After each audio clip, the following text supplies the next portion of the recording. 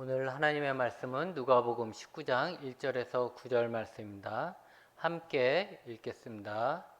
예수께서 여리고를 들어가 지나가시더라. 삭개오라 이름하는 자가 있으니 세리장이요 또한 부자라. 그가 예수께서 어떤 사람인가 하여 보고자 하되 키가 작고 사람이 많아 할 수 없어 앞으로 달려가서 보기 위하여 돌 무화과 나무에 올라가니 이는 예수께서 그리로 지나가시게 되밀어라. 예수께서 그곳에 이르사 쳐다보시고 이르시되 삭개오야 속히 내려오라. 내가 오늘 내 집에 유하여 하겠다 하시니 급히 내려와 즐거워하며 영접하거늘 무 사람이 보고 수군거려 이르되 저가 주인의 집에 유하러 들어갔도다 하더라. 삭개오가 서서 주께 여짜오되 주여 보시옵소서 내 소유의 절반을 가난한 자에게 주겠사오며 만일 누구의 것을 속여 빼앗은 일이 있으면 내 갑절이나 갚겠나이다. 예수께서 이르시되 오늘 구원이 이 집에 이르렀으니 이 사람도 하나님의 자손이로다. 아멘. 이 세상에 70억이 넘는 사람들이 살고 있다고 하는데 그 모든 사람들이 다 다르죠.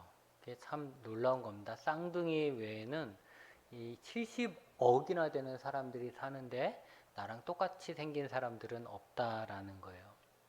생김새뿐만이 아니라 그들의 생각과 능력, 성격 등 거의 모든 것들이 다 다르죠.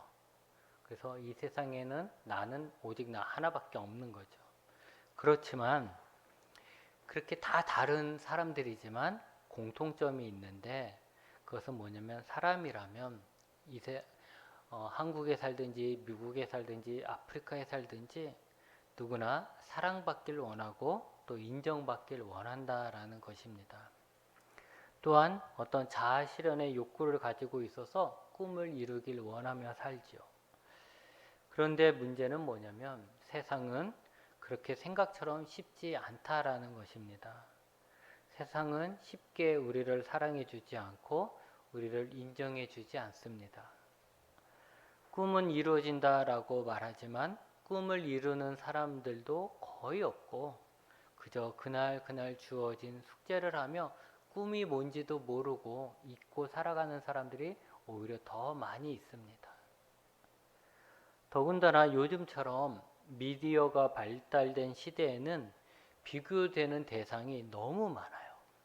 옛날에는 텔레비전이 없고 인터넷이 이렇게 없고 이런 시절에는 비교하는 사람들이 누구예요? 학교에서도 내 반에 있는 애들, 집에서는 우리 동네 애들. 그래서 내가 우리 동네 애들보다 잘생겼으면 나는 잘생긴 거고, 우리 학교에서 우리 반에서 내가 공부를 잘하면 난 공부 잘하는 애고 이렇게 되잖아요. 그런데 이제는 어떻습니까? 인터넷으로 인해서 전 세계랑 연결되고 있어요.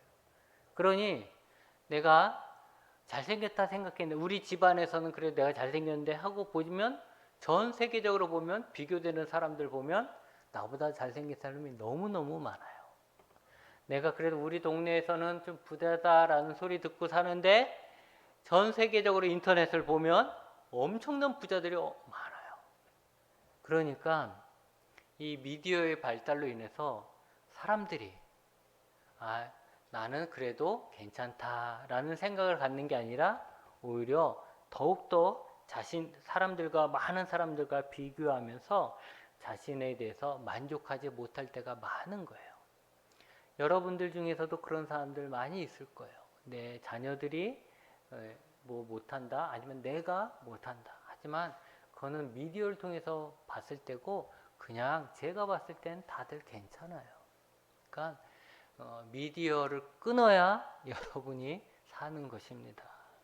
어쨌든 그런데 이렇게 나는 인정받고 싶고 사랑받고 싶고 잘하고 싶고 이런 욕구들이 내면의 욕구들이 있는데 현실은 그렇지 못하다는 거예요. 그렇기 때문에 그 괴리감에서 오는 상처가 크게 되는 거죠. 이 세상에 완벽한 사람이 있을까요? 아무도 없습니다. 그렇기 때문에 다 한두 가지 이상은 열등감을 가지고 있어요. 공부 잘하는 친구는 잘생긴 친구에 대해서 열등감을 갖고, 잘생긴 친구는 공부 잘하는 친구에 대해서 열등감을 갖고, 가난한 사람은 부자인 사람에게 열등감을 갖고, 부자는 더 건강한 사람들에게 열등감을 갖고, 이런 식으로 완벽한 사람은 없기 때문에 우리 모두는 한두 가지 이상 다 열등감을 가지고 살아가고, 그래서 누군가가 다 약점을 가지고 있기 때문에 누군가가 내 약점을 건드렸을 때 사람들은 순간적으로 공격적이 되거나 방어적이 되는 것이죠. 그리고 자신의 약점을 덮을 만한 그런 무기를 찾는데 시간을 오래 낭비합니다. 오늘 말씀의 사교를 좀 살펴보자면 그도 약점이 있었죠. 그 약점의 첫 번째가 뭐예요? 키가 작다라는 거예요. 키가 얼마나 작으면 성경에도 키가 작은 사개오라고 얘기했겠어요. 키가 작아요. 여러분, 작은 키의 사개오를 한번 상상해 보십시오.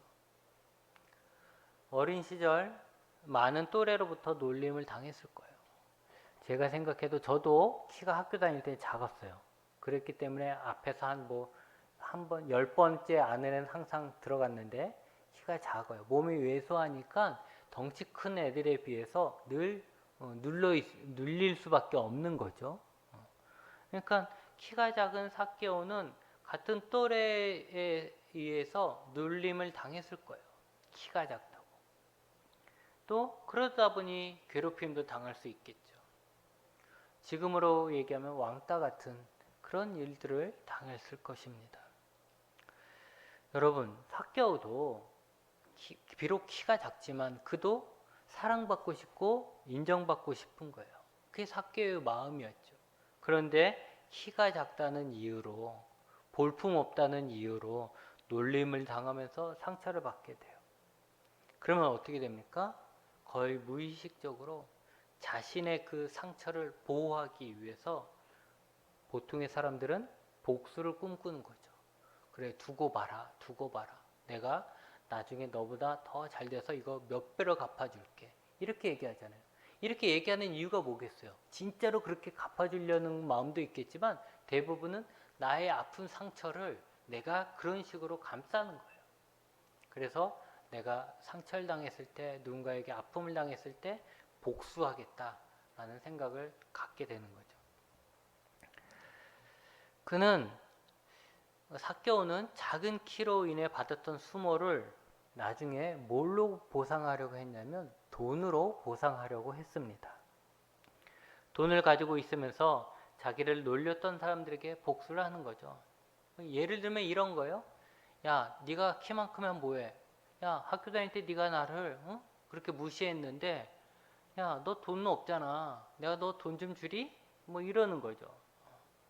너 키가 크고 그렇게 잘 나가던 잘났다고 했던 녀석이 왜 이렇게 못 먹고 살아? 내가 돈 좀 줄까? 이렇게. 그러면서 자기가 돈 많은 것을 과시하면서 그 사람들에게 복수하는 거죠. 혹시 돈을 끌어올 수도 있겠죠. 그가 부자니까 돈을 끌어오면 야, 그 큰 키로 그 힘센데 열심히 일어나지 왜 돈을 끌어다니냐? 라고 실컷 면박을 주고 돈 한 푼 던져주면서 마치 자기가 최고가 된 듯한 어렸을 때 당했을 때 그 상처를 복수하면서 시원해 했을 것입니다. 그랬기 때문에 사개오에게 있어서 돈은 단지 살아가는 데 필요한 물건을 구입하는 수단이 아니라 자신의 체면을 세우고 이제 다시는 키가 작다고 놀림받지 않고 오히려 다른 사람들을 무시하면서 그동안 자기가 가졌던 그 열등감에 대한 보상의 도구가 된 것입니다. 그러기에 사개오에게 있어 돈이 없어진다면 그것은 단지 돈이 없어지는 것이 아니라 자신을 보호해주는 방어막이 없어지는 것이고 그가 다시 쭈그러드는 것과 같은 거예요. 옛날로 놀림받던 옛날로 돌아가는 것과 같은 비참함을 느끼게 되는 것이죠. 그런데 여러분, 2000년 전에 사개오만 이런 것일까요? 그건 아닐 것입니다. 지금 우리가 돈이라는 것을 벌기 위해서 참 열심히 일하고 다 돈돈돈돈 거리며 살잖아요. 그런데 우리가 이 돈돈돈 거리며 사는 것이 단지 먹고 살기 위한 물품을 얻는 도구로만 생각되어진다면 빈부의 격차가 이렇게 크지도 않을 거고 굶어 죽는 사람도 없을 거고 우리가 돈돈돈 하며 살지도 않을 거예요. 그냥 내가 단지 먹는 거 사기 위해서 돈이 필요해 이렇게만 생각한다면, 내가 의식주를 해결하기 위해서 돈이 필요해 이렇게만 생각한다면 우리는 이렇게 돈돈돈 거리며 살지 않을 거예요. 우리도 사실 그 옛날 삭개오처럼 자신의 무너진 자존심을 보상하는 수단이 돈이 되는 거죠. 나를 돋보이는 게 돈이 되는 거예요. 내가 어디 가서 무시당하지 않으려니까 돈이 필요한 거예요. 그러니까 돈이 단지 뭘 먹는 거를 구하기 위한 수단이 아니라 삭개오처럼 나의 상처를 치유해주고 내가 사람들에게 우쭐대고 좋아 보이고 이렇게 하기 위해서 필요한 수단이 된 거예요. 돈이 양반이라는 말이 있듯이 돈을 많이 가지면 가질수록 없는 사람들을 더 무시하고 그들에게 우쭐거리며 자기가 그들보다 더 나은 존재라고 착각하며 살게 됩니다. 그러기에 그들에게 돈은 곧 나를 지켜주는 방어막이기 때문에 돈이 없어지면 그들은 절망하여 죽게 되는 거죠. 우리가 간혹 이해할 수 없는 게 그런 거 아니에요? 막 대기업에 아주 부자로 살다가 좀 망했다고, 좀 어려움이 왔다고 자살하는 사람들, 그렇죠? 그들이 망해봤자 우리보다 더 부자일 거 아니에요? 다 망해도. 그런데도 그들은 자살을 해요. 그러니까 자기 높은 자리에 올라갔다가 돈으로 쌓아놓은 높은 곳에 올라갔다가 돈이 무너지니까 자기 자신 인생도 무너지는 것처럼 느껴지는 거죠. 그러니까 돈이 사실은 이런 역할을 하고 있다라는 거예요. 어릴 적부터 작은 키로 인한 열등감을 가지고 살았던 삭개오는 그 열등감을 보상하기 위해 돈을 벌기로 작정합니다. 돈을 벌면 더 이상 그 누구도 자신을 키가 작다고 무시하지 못할 거라 생각했어요. 그런데 여러분, 우리도 그런 생각하잖아요. 돈 벌어야 됐다. 돈 벌어야 됐다. 이게 생각하잖아요. 근데 여러분, 돈 버는 게 쉽습니까? 어려워요. 돈 버는 거 어려워요. 삭개오도 마찬가지였겠죠. 돈 버는 게 자기는 돈을 벌어야 된다라고 생각했지만 그 또한 돈 버는 게 어려웠을 거예요. 그래서 그가 돈 벌려고 찾은 자리가 세리였던 거예요. 그리고 그는 그 세리 역할을 열심히 해서 나중에 세리장까지 되었습니다. 그 시대의 로마는 자신들이 정복한 나라에서 직접 세금을 걷지 않았어요. 뭐 사람들을 파송해서 그 사람들이 세금 걷어오고 이런 게 아니라 그 지역에 사는 사람 중에 세금 징수원을 뽑았어요. 그리고 그 세금 징수원이 바로 세리인 거예요. 세리는 로마의 공권력을 등에 업고 세금을 징수한 사람이었죠. 이런 거예요. 이제 로마와 계약을 하는 거예요. 나를 이 원주의 세리장으로 뽑아주면 내가 로마에 세금을 1년에 몇 억씩 내겠다. 내가 100억을 내겠다. 이렇게 얘기하는 거예요. 그러면 다른 사람들은 105억을 내겠다. 이래갖고 그들이 뽑는 거예요.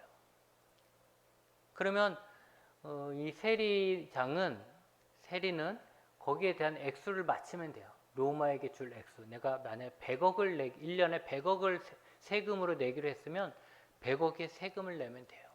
그리고 로마는 그것만 신경 써요. 이 세리장이 이 원주 지역의 사람들에게 세금을 얼마나 걷는지는 신경 안 써요. 그냥 자기랑 계약했던 100억만 들어오면 되는 거예요. 근데 여러분, 세리장이 100억만 걷어서 100억만 내겠어요? 그렇지 않죠. 자기도 먹고 살려고 이 짓을 하는 거니까, 돈 벌기 위해서 하는 거니까 사람들에게 200억을 걷는 거예요. 200억을 걷어서 100억은 로마에 내고 100억은 자기가 갖는 거예요. 그러니 이 세리가 부자가 되는 방법은 뭐겠어요? 사람들에게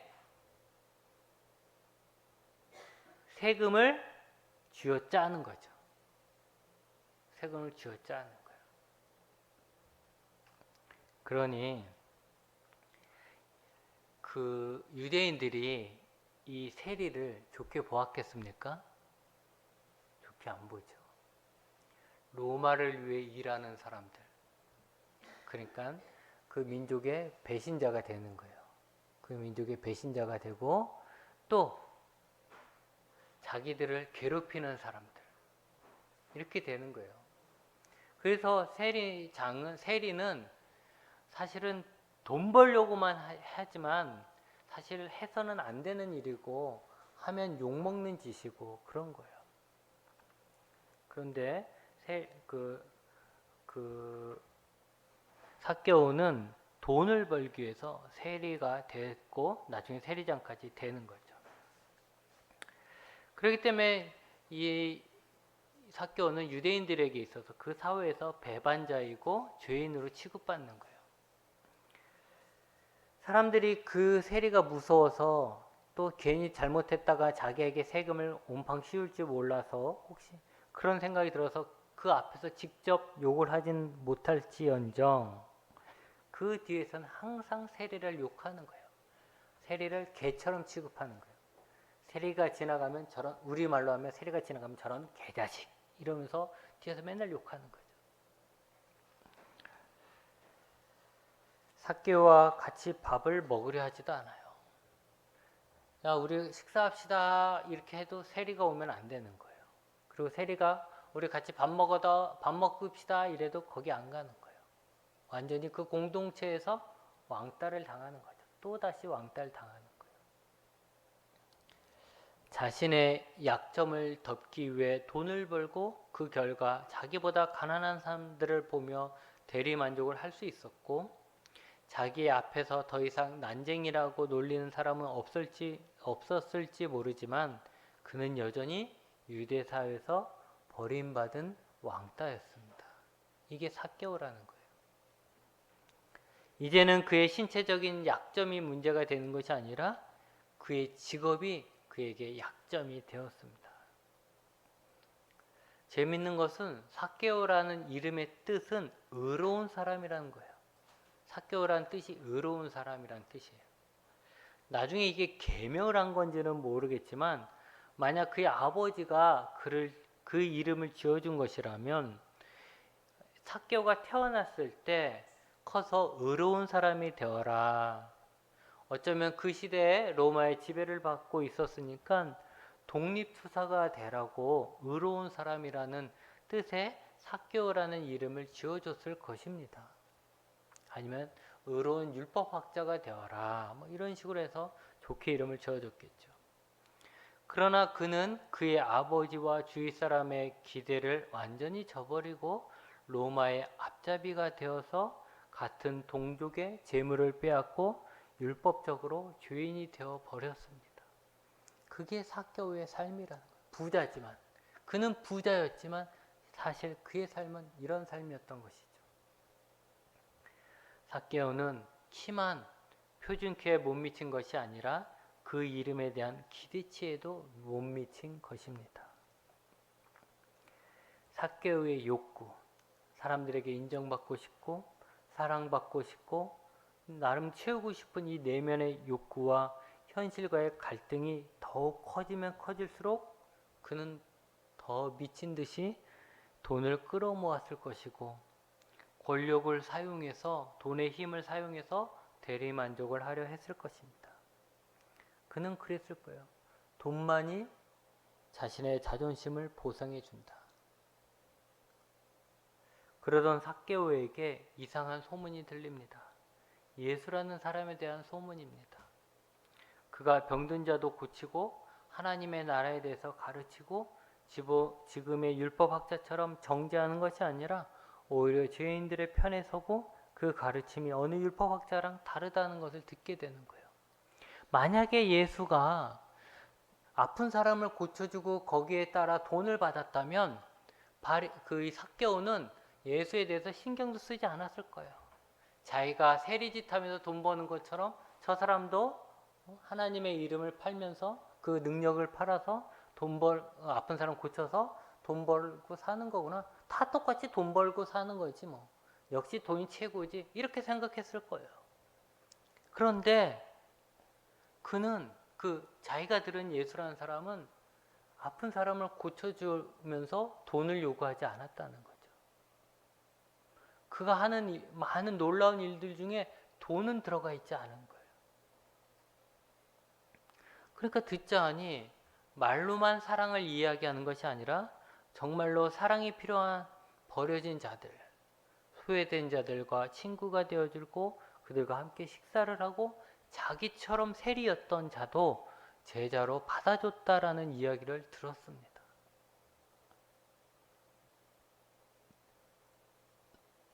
함께 식사했다라는 것은 뭐예요? 우리 동료로 받아준다는 거 아니겠습니까? 세리랑 같이 식사했다. 세리는 사람들이 지나가면 저놈의 개자식 하고 욕을 하는데 그 사람을 욕하는 게 아니라 그를 오히려 따뜻하게 맞아주고 식구로 받아줬다는 거잖아요. 삭개오는 여리고에서 통행세를 받으면서 예수님에 대한 소문을 자주 들었을 거예요. 그러면서 이제 예수님에 대한 호기심이 생기게 되는 거죠. 나도 그런 분이라면 만나보고 싶다 생각을 갖게 하는 거예요.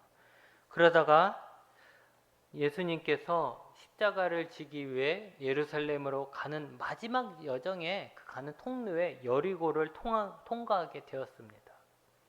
이 소문을 듣고 많은 사람들은 모였죠.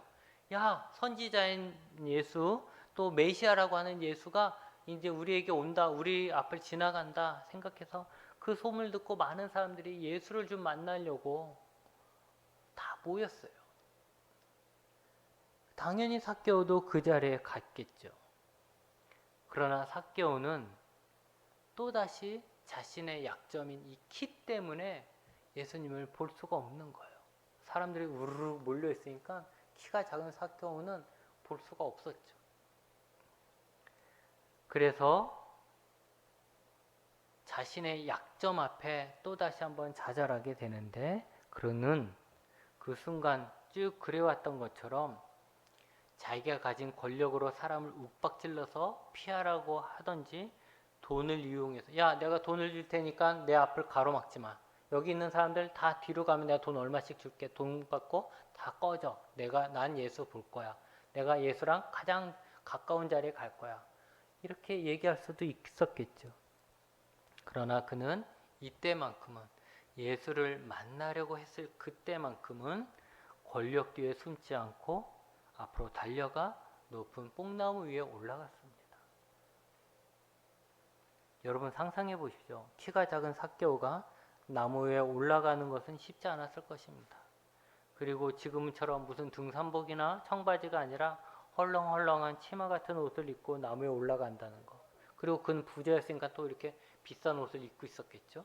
그것이 얼마나 우스꽝스러웠겠습니까? 그런 화려한 옷을 입은 키 작은 삭개오가 나무에 올라가 있는 모습을 다른 사람들이 보면 분명 또 하나의 놀림거리가 될 수도 있습니다. 저놈이 키가 작으니까 별짓 다 한다. 야, 예수가 왔을 때 삭개오가 나무에 올라간 거 봤어? 쟤 저런 애야. 이렇게 했을지도 모르는 거죠. 그러나 삭개오는 예수님을 만날 때만큼은 자신의 약점을 숨기지 않고 또 다른 것으로 포장하려 하지 않고 그냥 적극적이었습니다. 삭개오는 단지 그 예수가 어떤 분인가 꼭 한번 보고 싶은 마음에 나무에 올라갔는지 모르지만 예수님이 지나가시다가 나무 위에 올라간 화려한 옷을 입은 어른이 나무 위에 올라가서 그러고 있는 삭개오를 보고는 많은 생각을 했을 거예요. 예수님은 지금 십자가를 지기 위해서 무거운 발걸음을 옮기고 있었죠. 더더욱 그 발걸음이 무거운 이유는 뭐냐면 많은 사람들이 예수님을 따르고 있지만 지금도 그래서 많은 군중들에게 둘러싸여 있지만 그들 중 그 누구도 예수님의 사역에 대해서 이해하는 사람들은 없고 다들 예수님을 자기에게 필요한 대로 이용하려고만 하고 심지어는 제자들까지도 예수님이 가시는 그 길을 이해하지 못하고 자신을 위해 예수님을 이용해 먹으려만 한다는 거예요. 그런 속에서 예수님은 지금 십자가를 가고 있는 거예요. 그러니 그 마음이 얼마나 무겁겠습니까? 그 무거운 마음으로 길을 가다가 화려한 옷을 입은 키가 작은 삭개오가 나무가지에 매달려 있는 그 모습을 보는 거죠. 아마도 삭개오의 이 순수한 마음이, 예수님을 보고 싶어하는 이 열정이 무거운 예수님의 마음에 잠시나마 여유를 줬을는지도 모릅니다. 예수님은 삭개오에게 빨리 내려오라고 하시면서 그 집에 머물겠다라고 하셨습니다. 그리고 남들은 삭개오를 죄인이라고 손가락질하며 예수님이 그런 삭개오 집에 들어가는 것을 못마땅하게 생각했지만 예수님은 모처럼 즐거운 시간을 그 집에서 보냈을 것입니다. 예수님을 만난 삭개오는 스스로 자신의 재산의 절반을 가난한 사람들에게 주고 남에게 강제로 빼앗은 것은 4배로 보상하겠다라고 약속을 합니다. 예수님을 만난 삭개오는 변한 것입니다. 삭개오에게 있어 제사는 이 험한 세상 속에서 자신의 약점을 감추고 기죽지 않고 살아가는 자기를 지켜주는 힘이었습니다. 그래서 삭개오에게 제사는 단지 열심히 일한 대가가 아니라 나를 살게끔 해주는 힘, 버티게 해주는 힘이었던 거죠. 그런데 그 제사를 자기의 목숨처럼 여기는, 사람들에게 손가락질 받으면서 욕먹으면서 긁어 모았던 그 재산을 가난한 사람들에게 조건 없이 나눠주려고 하고 있는 것이죠. 또 권력을 사용해서 남의 것을 강제로 빼앗았으면 자신에게 채워지지 않는 그 욕구를 힘이 주는 희열로 대신 채우려 했던 것을 그냥 4배로 보상하겠다라는 거예요. 내가 힘이 있어, 이만큼 힘이 세, 너는 내가 내라면 내야 돼, 안 내면 너는 나한테 죽어, 이렇게 하면서 윽박질르고 그 자기가 우쭐거렸던, 내가 더 힘이 세 이러면서 우쭐거렸던 모든 것들에 대해서 회개하고 4배로 다 갚아준다라는 거죠. 여러분, 예수님을 만난 삭개오는 더 이상 재산이, 권력이 필요하지 않았어요. 삭개오는 예수님을 만남으로 인해서 그동안 그토록 채워지지 않았던 인정받고 사랑받고 싶었던 욕구들이 다 채워진 것입니다. 자신의 신체적, 직업적인 약점들 때문에 도저히 채워질 것 같지 않았고 않았던 그 마음속에 있는 그릇이 채워짐으로 더 이상 상처받은 자신을 방어하기 위해 꽁꽁 감싸고 있었던 재물이나 권력이 필요 없는 거예요. 예수님이 육체적인 병든 자만 치료하신 것이 아니라 이 마음속의 상처까지도, 삭개오의 이 마음속의 깊은 뿌리, 상처까지도 치료하신 것입니다. 이제 자신의 약점으로부터 자유로워진 삭개오를 보며 예수님은 이렇게 이야기하십니다. 오늘 구원이 이 집에 이르렀다. 이 사람도 아브라함의 자손이다. 삭개오는 내면의 깊은 필요를 채웠을 뿐만이 아니라 자신을 감싸고 있었던 잘못된 방어 기제에서 자유로워졌고 아브라함의 자손으로 인정받게 되었습니다. 그리고 전해져 내려오는 이야기에 의하면 삭개오는 베드로의 동역자가 되어 가이사랴 지방 교회의 감독이 되었다고 합니다. 처음엔 그의 이름값도 못했던 자였지만 나중엔 그의 이름처럼 의로운 자가 된 것입니다. 여러분, 우리가 삭개오보다 키가 크거나 직업적으로 더 떳떳할 수 있을지 몰라도 우리 모두에게도 약점이 있고 그 약점을 통해서 상처를 받습니다. 그때 우리는 우리 자신을 지키기 위해서 의식적으로든 무의식적으로든 방어기제를 사용합니다. 내가 왜 이런 아픔이 있는지 직접적으로 냉철하게 돌아보지 못하고 그냥 계속해서 그 아픔을 남들 탓하거나 아니면 내가 돈이 없어서 그런다 이런 식으로 다른 걸 탓하거나 아니면 나 스스로를 아이 그래 나 같은 게 뭘 할 수 있어 막 이러면서 스스로 억압하거나 아니면 사람들 다 보기 싫다 해서 집에만 있고 격리하거나 아니면 전혀 엉뚱한 짓, 중독 같은 거에 빠져서 잊고 산다든가 아니면 잘못된 걸 자기 마음대로 그냥 합리화시킨다거나 아니면 괜히 다른 사람을 보면서 대리만족하는 거죠. 그렇게 하는 거예요. 이런 것들은 순간적으로 나의 상처를 만져주는 것 같지만 그래서 잊혀지는 것 같지만 오히려 내 마음을 더 굳어지게 해서 시간이 지나면 상처가 더 골마버리는 거예요. 아프다는 거예요. 건강해지지 못한다는 거예요. 여러분, 우리는 소유를 통해서 우리의 약점을 치유할 수 없습니다. 만약에 여러분이 범죄자였다면 여러분이 부자가 된다고 해서 범죄자라는 사실이 사라지는 게 아니죠.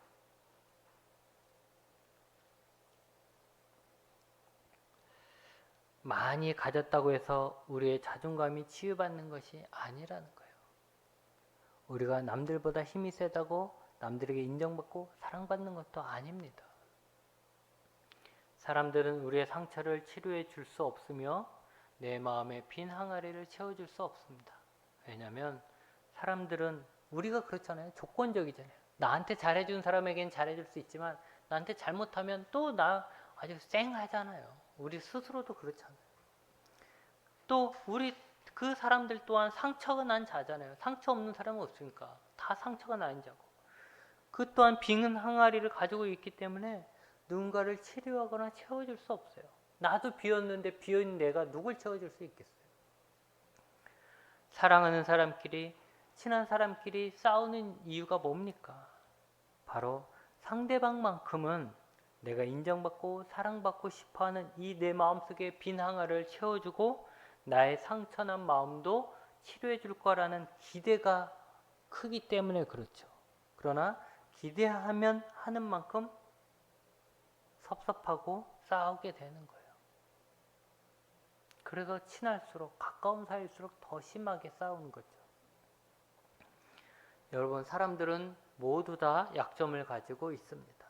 그 약점을 다른 사람들에게 들키지 않기 위해서 다른 것들로 감싸고 남들이 나의 약점을 가지고 상처 주지 못하기 위해서 막 힘을 가지려고 합니다만 오히려 이런 모든 노력들은 더 큰 약점으로 돌아올 뿐입니다. 허무해지는 거죠. 유일한 방법은 삭개오처럼 자신을 감싸고 있는 모든 것을 풀고 정직한 모습으로 예수님을 만나는 것입니다. 여러분은 정직하십니까? 하나님 앞에 정직하십니까? 하나님께 나아가면서도 스스로 합리화시키고 내가 이럴 수밖에 없는 거는 이래서밖에 안 돼. 이 상황이 이래서밖에 안 돼. 이렇게 합리화시키고 또 나의 잘못에 대해서 부정하고 자기가 마치 다른 사람인 양 투시하고 자신의 감정을 억압하며 나가지 않습니까? 하나님 앞에 마치 나는 바로 서 있는 것처럼 나는 깨끗한 것처럼 아니면 아예 몰라 나 다 포기했어 이렇게 자포자기하는 것처럼 그렇게 서진 않습니까? 자기 만족을 위해서 하면서도 마치 하나님의 영광을 위해 하는 것처럼 합리화하고 자기의 잘못을 마치 다른 사람의 잘못인 것처럼 부정하고 자신의 마음속에 있는 욕심들을 인정하지 못하고 하나님을 위해 헌신하는 자들을 보면 마치 자기가 헌신하는 것처럼 투사하여서 대리만족이나 느끼면서 있다면 그것이 하나님 앞에 정직하다고 할 수 없습니다. 여러분이 저를 속일 수 있습니다. 저에게 거짓말할 수도 있습니다. 그러나 하나님께는 거짓말을 하면 안 됩니다. 하나님께서 우리의 중심을 보신다는 것은 우리가 우리 자신을 숨기지 말아야 한다라는 말입니다.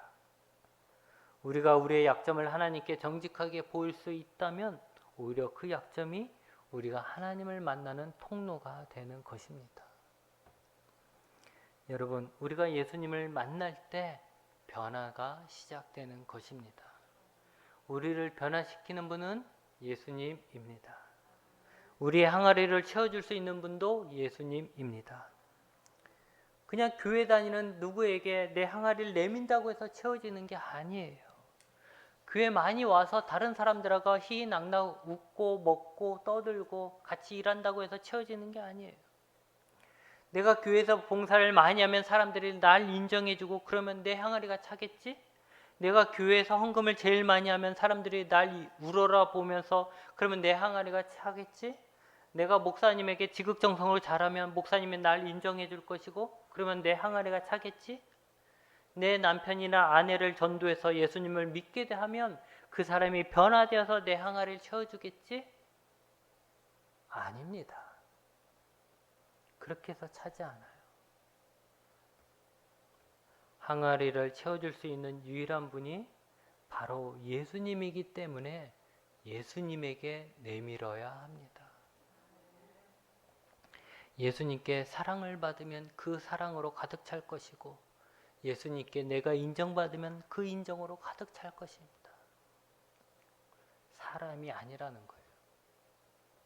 그러니 우리는 사람들하고 비교할 필요가 없어요.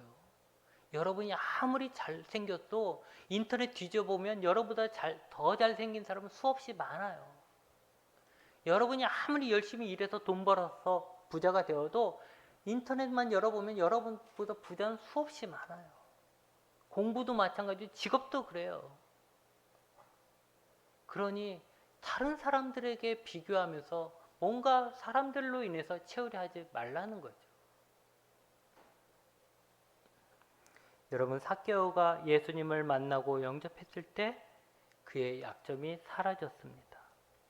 더 이상 그의 약점은 약점이 아니었으며 그를 둘러싸고 있었던 거짓된 보호막에서 자유로워졌습니다. 그리고 그는 비로소 변화가 시작된 것입니다. 돈벌레에서 자선사업가로, 권력으로 빼앗던 자에게서 용서를 구하는 자로, 죄인에서 아브라함의 자손으로, 키 작은 삭개오에서 지역 교회의 감독으로 변화되었습니다. 우리도 변화될 수 있습니다. 우리도 우리의 약점을 극복할 수 있습니다. 꼭 예수님을 정직하게 만나야 합니다. 그리고 그분에게만, 주변 사람이 아니라 그분에게만 집중해야 합니다. 그럴 때 우리가 변할 것입니다. 기도하시겠습니다.